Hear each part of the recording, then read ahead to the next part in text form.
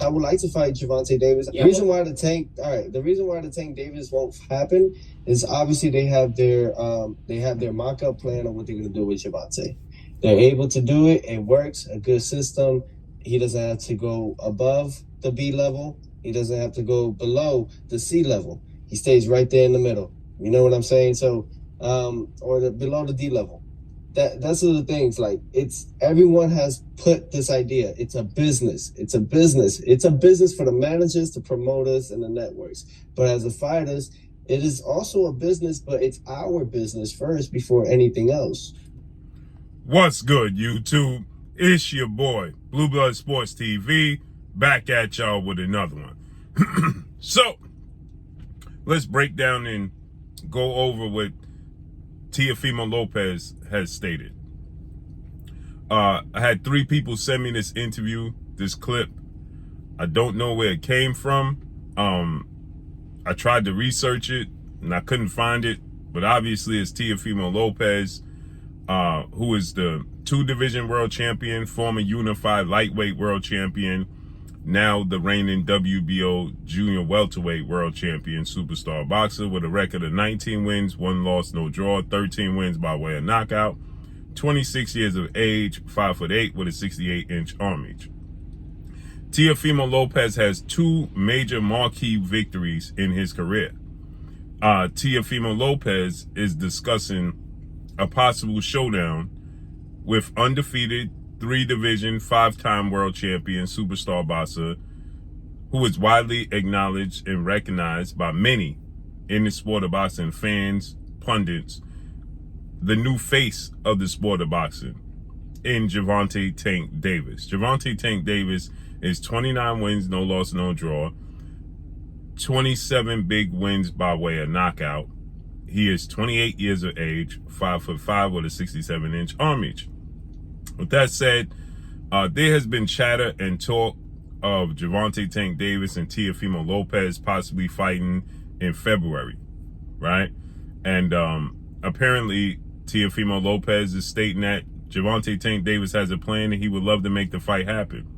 Now, to break down what Teofimo Lopez stated in this interview, again, I have gotten clips that people have sent me clips of what Teofimo Lopez stated, but I can't find the actual video, okay? And so, with that said, I would like to hear the interview in its totality. So if anybody has this interview, send it to me in its totality. But just to break down, people have been asking me, break down what Teofimo Lopez said about Gervonta Tank Davis not being, interested in legacy fights and the biggest fights, but just following a business model, right? And so let's listen to what he had to say once again. I would like to fight Gervonta Davis. Yeah. The reason why the Tank Davis won't happen is obviously they have their mock-up plan on what they're gonna do with Gervonta. Okay, so let's stop right there. Teofimo Lopez said they have a mock-up plan of what they're gonna do and how they want Gervonta Tank Davis' career to unfold. First things first, when comparing their resumes, because everybody, the 3 people that have sent me this started off by saying, comparing the resumes. Tank Davis has 2 out of the 3 people said Tank Davis has a better resume. Teo's talking crazy. Tank Davis does not have a better resume than Teofimo Lopez. Tank Davis has a better resume as far as drawing power and selling power. People get it misconstrued. They confuse Tank Davis' popularity and his ability to sell with quality of fight opponents, right? Is Tank Davis fighting bums? No.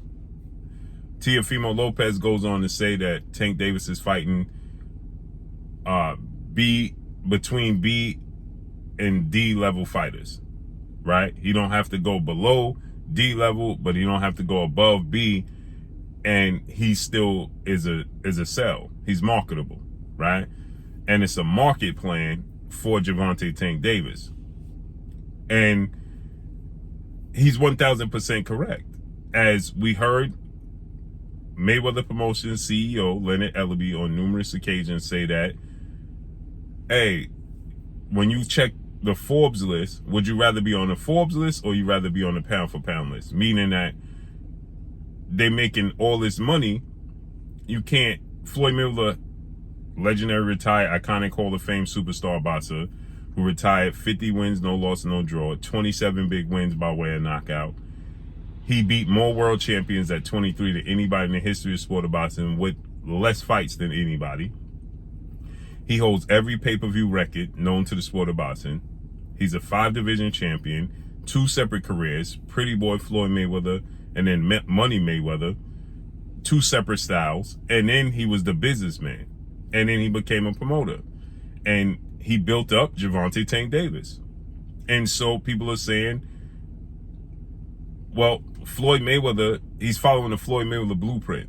Well, he's not following the Floyd Mayweather blueprint, because Floyd Mayweather beat more world champions than anybody in the history of sport of boxing. Floyd Mayweather's a 5-division world champion. Floyd Mayweather was Pretty Boy Floyd and topped the pound for pound list before he became Money Mayweather.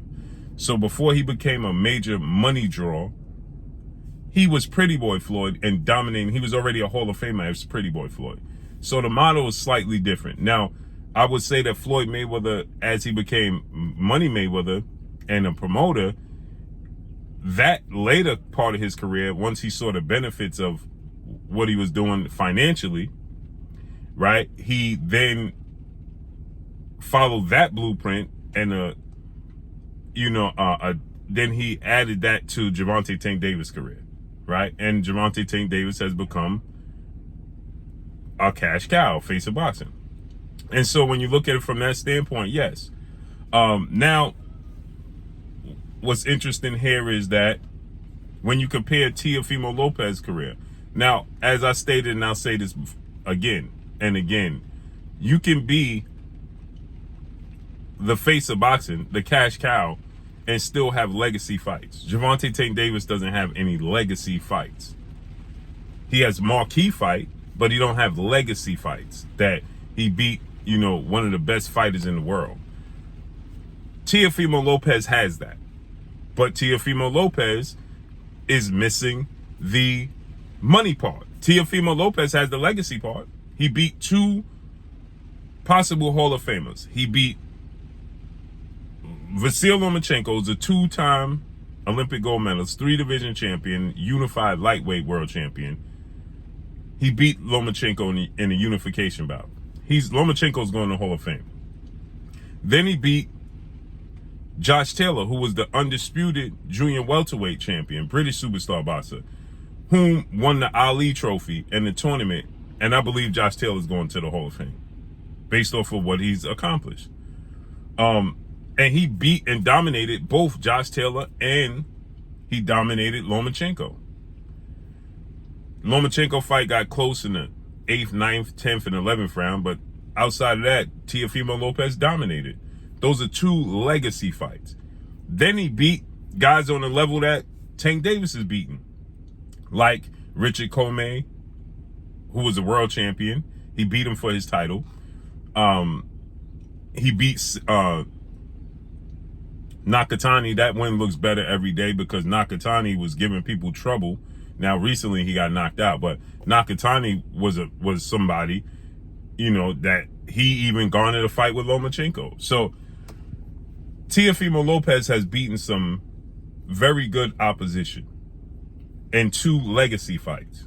Tank Davis has beaten 1 Hall of Famer, which is 4-division world champion Mexican superstar boxer Leo Santa Cruz.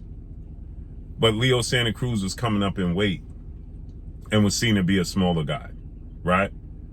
So with that said, he beat Leo Santa Cruz.